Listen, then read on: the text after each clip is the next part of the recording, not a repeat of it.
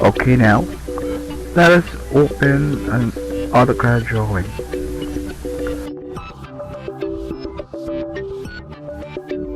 Then let's first go to the Osnaps settings. Let's check all the Osnaps. Now let us make a command to see how it affects our efficiency.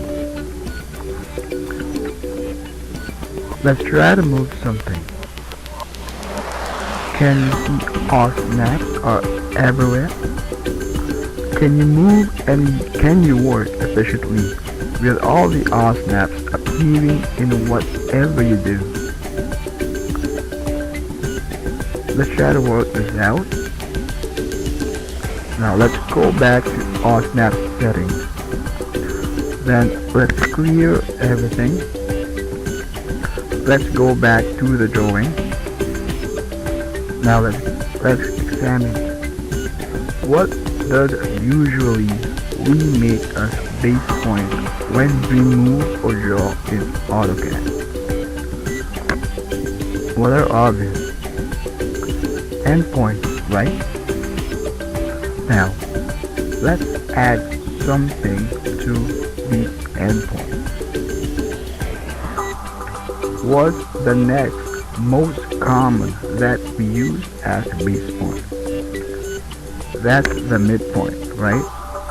Now let's check on the midpoint after we check on the endpoint.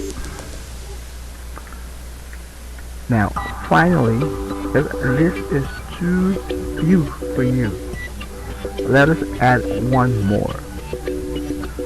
Where do we usually hit a street object?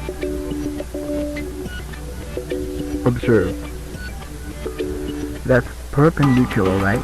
Now let us go to Snap Settings and click Perpendicular. Now this I think is sufficient to work on. Let's try now to do something in CAD. Let's move something. Is it still distracting? It's not distracting to me. But how about other Osnaps we will need? Click on Shift, then right click. Now choose the Osnap that you need. It still depends on what profession you have and what Osnaps you always need. The bottom line is you just choose the Osnap settings that you always need to use.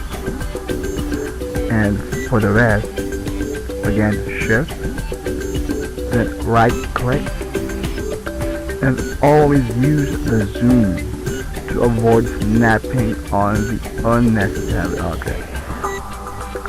And so you can see time. Thank you so much for watching.